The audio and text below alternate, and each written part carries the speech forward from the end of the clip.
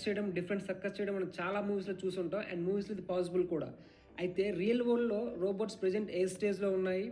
And వరల్డ్‌లో best robots ఏంటి? వాటిని ఎవరు డెవలప్ చేశారు? ఎందుకు డెవలప్ చేశారు? అనేది ఈ వీడియోలో కవర్ చేద్దాం.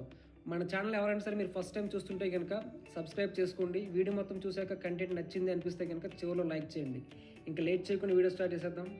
ఈ రియల్ లైఫ్లో మోస్ట్ అడ్వాన్స్డ్ రోబోట్స్ గురించి డిస్కస్ చేసే ముందు వాటిని అసలు ఎలా బిల్డ్ చేస్తారు, ఎంత కష్టపడతారు, ఎంతమంది కష్టపడతారో ఒకసారి చెప్తా. అలా అయితేనే మనకి వాటిని అసలు ఎందుకు ఎప్రిషియేట్ చేయాలో అర్థమవుతుంది. ఫస్ట్ థింగ్, ఈ రోబోట్స్ బిల్డ్ చేయడం కోసం డిఫరెంట్ ఫీల్డ్స్లో ఎక్స్పర్ట్స్ కావాలి. కంప్యూటర్ సైన్స్ ఇంజనీర్ కావాలి, ఎలక్ట్రానిక్స్ కావాలి, మెకానిక్స్ ఇంజనీర్ కావాలి, అలాగే మెటలర్జికల్, కెమికల్, ఇలా చాలామంది ఇంజనీర్స్ కావాలి దీన్ని ఒక రోబోట్ని బిల్డ్ చేయడం కోసం. సెకండ్ థింగ్, రోబోట్స్లో చాలా టైప్స్ ఉంటాయి.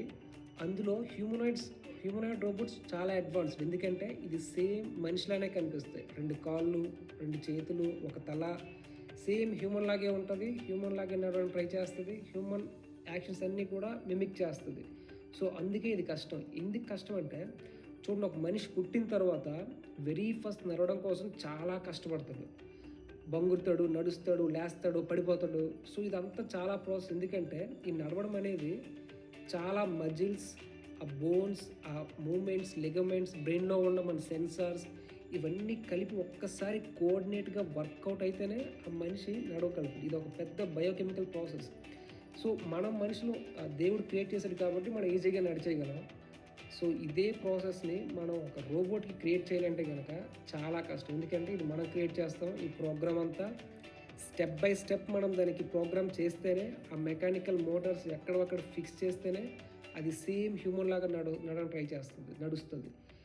ఎంత కష్టం అంటే ఒక ఫస్ట్ హ్యూమనాయిడ్ రోబోట్ హోండా వాళ్ళు డిజైన్ చేసిన యాసిమో రోబోట్ హ్యూమన్ లాగా నడవడం కోసం ఆల్మోస్ట్ 20 years పట్టింది. అంత కష్టం ఈ రోబోట్ని హ్యూమన్ లాగా నడిచేలాగా బిల్డ్ చేయడం అంటే.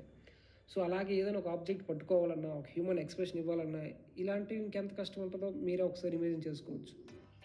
మన లిస్ట్లో ఫస్ట్ వచ్చేది అట్లాస్. దీన్ని బోస్టన్ డైనమిక్స్ కంపెనీ వాళ్ళు డెవలప్ చేశారు. ప్రెజెంట్ అంటే 2020 నుంచి కూడా దీన్ని హ్యుందాయ్ మోటార్స్ వాళ్ళు ఓన్ చేస్తున్నారు. అంతకుముందు గూగుల్ దీనికి ఫండ్ చేసేది, బట్ 2020 నుంచి దీన్ని హ్యుందాయ్ మోటార్స్ వాళ్ళు ఓన్ చేస్తున్నారు. ఇది వరల్డ్లో ఉన్న అన్ని కంపెనీస్లో కంపేర్ చేస్తే కనుక ప్రెజెంట్ ఇది ఒక బెస్ట్ కంపెనీ అని చెప్పొచ్చు. రోబోట్స్ మ్యానుఫ్యాక్చర్ చేసే కంపెనీలు ఇది ఒక బెస్ట్ కంపెనీ. అయితే అట్లాస్ విషయానికి వస్తే దీని హైట్ 1.5 meters ఉంటుంది. వెయిట్ ఆల్మోస్ట్ ఒక 80 kgs అలా ఉండి, ఇది చేసే టాస్క్స్ ఏంటంటే కనుక ఇది సేమ్ హ్యూమన్ లాగే వాక్ చేయగలదు, రన్ చేయగలదు, జంప్ చేయగలదు. ఒక ఆబ్జెక్ట్ని ఈజీగా రికగ్నైజ్ చేసి దాన్ని పట్టుకోగలదు, దాన్ని తన్నగలదు, దాన్ని ఒక దగ్గర నుంచి ఇంకో ప్లేస్కి తీసుకెళ్లాలన్నా కానీ తీసుకెళ్ళగలదు. దీని మెయిన్ పర్పస్ ఎందుకు డెవలప్ చేశారంటే కనుక మనకి చూసారా, హ్యూమన్స్ వెళ్ళలేని కొన్ని చాలా ప్లేసెస్ ఉంటాయి. లైక్ మైనింగ్ కానీ, డిజాస్టర్ రెస్పాన్స్ ఉంటుంది చూసారా. ఒక భూకంపం వస్తే కనుక అక్కడ చాలామంది మనుషులు వెళ్ళారు, అప్పుడు రోబోట్ వెళ్ళాల్సి వస్తుంది. అలాంటప్పుడు ఈ అట్లాస్ని వాడతారు. ఈ అట్లాస్కి ఉండే ఇంకో క్యాపబిలిటీ ఏంటంటే దీన్ని ఎవరైనా సరే కొట్టినా, తన్నినా, ఒకవేళ పడగొట్టేసినా సరే, కర్రతో కొట్టినా సరే, ఇది పడిపోయినా కానీ దానికంతట అదే మళ్ళీ లేచి నిల్చొని ఆటోమేటిక్గా బ్యాలెన్స్ అయిపోయి వాక్ చేయగలదు. దాని బిల్డ్ మెటీరియల్ అంతా కూడా చాలా క్వాలిటీగా ఉంటుంది, అంత ఈజీగా డ్యామేజ్ అవ్వదు. నెక్స్ట్ మన లిస్ట్లో వచ్చేది పెప్పర్. అంటే మిరియాల పొడి కాదు, ఇది ఒక రోబోట్ నేమ్. ఇది మెయిన్గా సెమీ హ్యూమనాయిడ్ రోబోట్. అంటే చేతులు ఉంటాయి బట్ కాళ్ళు ఉండవు. అయితే ఎలా మూవ్ అవుతుంది ఒక ప్లేస్ ఇంకో ప్లేస్ కంటే కనుక కింద ఒక చూస్తున్నాం కదా, ఆ వీల్ వాడుతుంది ఒక ప్లేస్ నుంచి ఒక ప్లేస్ మూవ్ అవ్వడం కోసం. దీన్ని ఫస్ట్ ఫ్రెంచ్ కంపెనీ అయినటువంటి ఆల్దేబెరాన్ అనే కంపెనీ డెవలప్ చేసింది.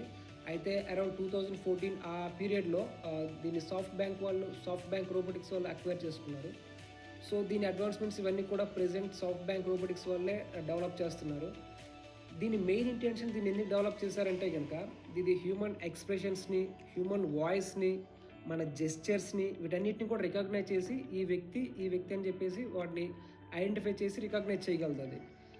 దీన్ని అయితే యూజ్ కేసెస్ ఏంటి, దీన్ని ఎక్కడెక్కడ వాడతామంటే కనుక ఒక పెద్ద కస్టమర్ రిటైల్ స్టోర్ ఉంటే కనుక అక్కడ చూడండి మనకి ఎలాంటి ఎక్స్పీరియన్స్ వస్తుందంటే కనుక మనం వెళ్ళగానే స్టోర్లోకి ఎంటర్ అవగానే ఈ రోబోటే వెల్కమ్ చెప్పి విష్ చేసి మీకు ఏ ప్రోడక్ట్ కావాలి సార్ అని చెప్పిన తర్వాత మనం ఆ ప్రోడక్ట్ కావాలని చెప్తే కనుక ఇది ఎక్స్ప్లెయిన్ చేస్తుంది. ఈ ప్రోడక్ట్ ఇలా ఉంటుంది, దీనికి బెటర్ ఆల్టర్నేటివ్ ఈ ప్రోడక్ట్ ఉంటుంది అని చెప్పేసి అదే ఎక్స్ప్లెయిన్ చేస్తుంది, మనతో కస్టమర్తో ఇంటరాక్ట్ అవుతుంది.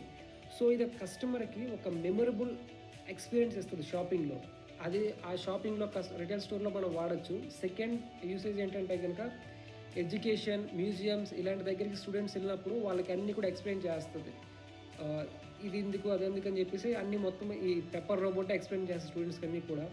అలాగే ఈ మధ్య ఎక్కడ వాడుతున్నారంటే కూడా దీన్ని మ్యారేజెస్, ఈవెంట్స్ ఇలాంటి ప్లేసెస్ ఉన్నాయి కదా, అలాంటి దగ్గర కూడా వాడుతున్నారు. మనం దీన్ని ప్రీ ప్రోగ్రామ్ చేసుకోవచ్చు, అంటే మనకు కావాల్సినట్టుగా కస్టమైజ్ చేసుకుని ప్రోగ్రామ్ చేసుకోవచ్చు. సో మనకు వచ్చే గెస్ట్లు, వాళ్ళ ఫేసెస్, వాళ్ళ బిహేవియర్, వాళ్ళ నేమ్స్ ఇవన్నీ కూడా మనం దీన్ని ప్రోగ్రామ్ చేస్తాం అనుకోండి, ఎవరైతే వస్తారో వాళ్ళ నేమ్తో పిలిచి వాళ్ళతో మన రిలేషన్ ఎలా ఉంటుందో దాంతో మనం ప్రోగ్రామ్ చేసినట్టుగా వాళ్ళతో మాట్లాడుతుంది. సో అది కూడా ఒక కంప్లీట్ గుడ్ మ్యారేజ్ ఎక్స్పీరియన్స్ కూడా ఇస్తుంది ఇది. నెక్స్ట్ మన లిస్ట్లో వచ్చేది హ్యాండిల్. దీన్ని కూడా బోస్టన్ డైనమిక్స్ వల్ల డెవలప్ చేశారు. సో దీన్ని బట్టి మీకు అర్థమవుతుంది బోస్టన్ డైనమిక్స్ అనేది ఎంత మంచి ఆర్గనైజేషన్ అనేది రోబోటిక్స్ వరల్డ్లో. సో దీని మెయిన్ ఇంటెన్షన్ ఏంటంటే ఇది కూడా ఇండస్ట్రియలైజేషన్లో వాడతారు. ఒక బాక్సెస్ని, ఇది ఒక బాక్స్ ఎక్కడున్నా కానీ దాన్ని రికగ్నైజ్ చేసి దాన్ని అన్లోడ్, ఒక లారీ నుంచి కానీ దేని నుంచి కానీ అన్లోడ్ చేయడానికి, అప్లోడ్ చేయడానికి దీన్ని వాడతారు. ఇది 1 అవర్లో 360 బాక్సెస్ని అన్లోడ్ చేయగలదు, అప్లోడ్ చేయగలదు. సో ఇది ఆల్మోస్ట్ ఎంత వేయడానికైనా క్యారీ చేయగలదు. దీని డిజైన్ విషయానికి వస్తే ఆ స్వింగింగ్ టైల్ చూసారు కదా, అది వెయిట్ని కౌంటర్ బ్యాలెన్స్ చేయడానికి యూజ్ అవుతుంది. మన ఇది ఫస్ట్ ఫ్రంట్ సైడ్ నుంచి వెయిట్ క్యారీ చేస్తుంటే కనుక ఇది వెనక్కి పడిపోకూడదు కదా. సో దానికోసం అది వెయిట్ని కౌంటర్ బ్యాలెన్స్ చేయడం కోసం ఆ స్వింగ్ టైల్ యూజ్ చేస్తుంది. అలాగే ఆ కింద ఉన్న వీల్స్ ఫ్లాట్ సర్వీస్ పైన వాక్ చేయడం కోసం యూజ్ అవుతుంది. అలాగే ఒక ప్లేస్ నుంచి ఇంకో ప్లేస్కి వెళ్ళాలంటే కనుక ఆ లెగ్స్ వాడుతుంది.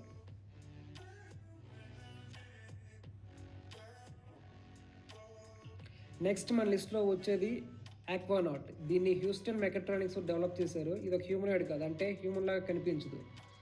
సో దీన్ని మెయిన్ ఇంటెన్షన్ ఎందుకు డెవలప్ చేశారంటే మనకి అండర్ వాటర్లో ఆయిల్, గ్యాస్ మొత్తం పైప్ ఇన్ఫ్రాస్ట్రక్చర్ ఉంటుంది కదా, ఆ పైప్ ఇన్ఫ్రాస్ట్రక్చర్లో ఏదైనా సరే ఇష్యూ వస్తే, ఎక్కడైనా డ్యామేజ్ అయితే కనుక ఇది అండర్ వాటర్లో ఇది అప్ టు ఒక 200 కిలోమీటర్స్ వరకు ట్రావెల్ చేయగలదు. దీనంతటి ఇదే, ఎవరు డ్రైవర్ లేకుండా దీనికి ఇదే ట్రావెల్ చేస్తుంది.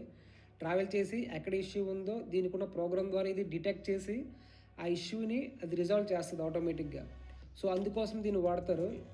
ఇది మోస్ట్లీ 13 km/h స్పీడ్తో వెళ్తుంది. ఇది అప్ టు 300 మీటర్స్ డెప్త్ వరకు మాత్రమే వెళ్తుంది, దాన్ని దాటైతే ఇది వెళ్ళలేదు. మనం నెక్స్ట్ డిస్కస్ చేయబోయే రోబోట్ స్పాట్. దీన్ని కూడా బోస్టన్ డైనమిక్స్ వాళ్ళే డెవలప్ చేశారు. అయితే ఇది చూడడానికి సేమ్ ఒక డాగ్ లాగా కనిపిస్తుంది. దీని మెయిన్ ఇంటెన్షన్ ఏంటంటే ఇండస్ట్రియల్ పర్పస్ కోసం దీన్ని డిజైన్ చేశారు.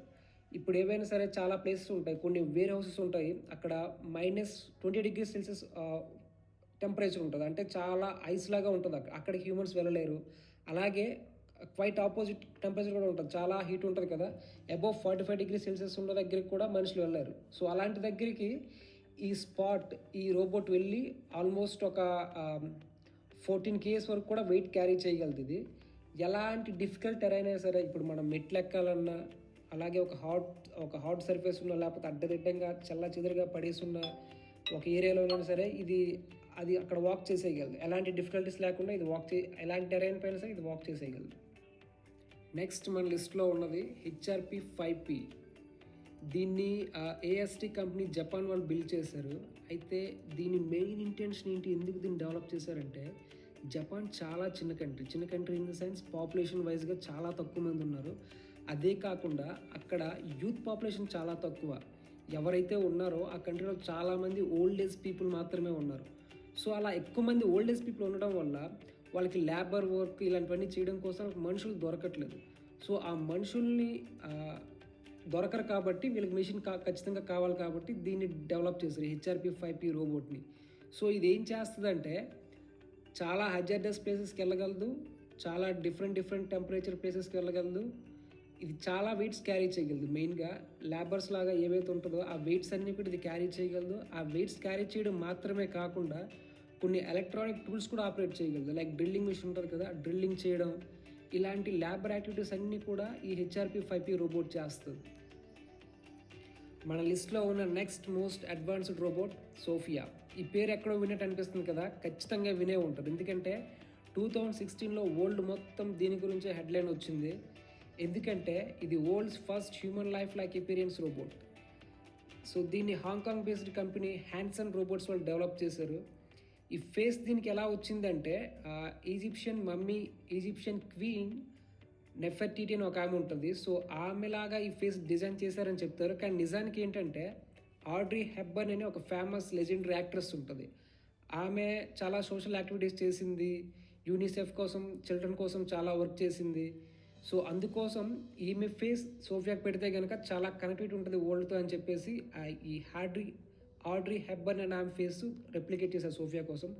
కానీ చాలామంది ఏం చెప్తారంటే ఈజిప్షియన్ క్వీన్ నెఫర్టిటీ అని చెప్తారు. బట్ అది జస్ట్ కోఇన్సిడెంట్స్ అంతే. బట్ వాళ్ళు డిజైనర్స్ డెవలప్ చేసిన మాత్రం ఆడ్రీ హెబ్బర్న్ ఫేస్ రెప్లికేట్ చేద్దామని ట్రై చేస్తారు. సోఫియా ఫేసెస్ రికగ్నైజ్ చేయగలదు, వాయిస్ రికగ్నైజ్ చేయగలదు. అన్నిటికంటే మోస్ట్ ఇంపార్టెంట్ థింగ్ ఏంటంటే ఇది ఐ కాంటాక్ట్ మెయింటైన్ చేయగలదు. ఎవరితో అయినా సరే సోఫియా ఇంటరాక్ట్ అవుతున్నప్పుడు వాళ్ళతో మాట్లాడినంతసేపు కూడా ఈ ఐ కాంటాక్ట్ మెయింటైన్ చేయగలదు. ఇది చాలా కష్టమైన పని రోబోట్లో బిల్డ్ చేయడం అనేది.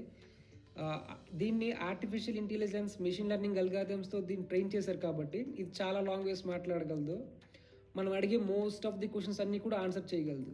ఇది హ్యూమన్ ఎంత బాగా కన్విన్స్ చేస్తుంది అంటే అక్టోబర్ 2017లో సౌదీ అరేబియన్ గవర్నమెంట్ దీనికోసం ఒక సిటిజన్షిప్ కూడా ప్రొవైడ్ చేశారు. 2016లో సోఫియా ఇంట్రడ్యూస్ చేసిన తర్వాత చాలామంది లెజెండరీ యాక్టర్స్, వీళ్ళందరూ కూడా లెజెండరీ వెల్ నోన్ పీపుల్ అందరూ కూడా సోఫియాతో ఇంటరాక్ట్ అయ్యారు. Like will Smith, Jimmy, Tesla founder Elon Musk, వీళ్ళందరూ కూడా సోఫియాతో ఇంటరాక్ట్ అయ్యారు. ఆ ఇంటర్వ్యూస్ మనం చూస్తే కనుక నిజంగానే ఒక మనిషితో మాట్లాడుతున్నారా అన్నంత ప్రెజెన్స్ కలిగిస్తుంది సోఫియా.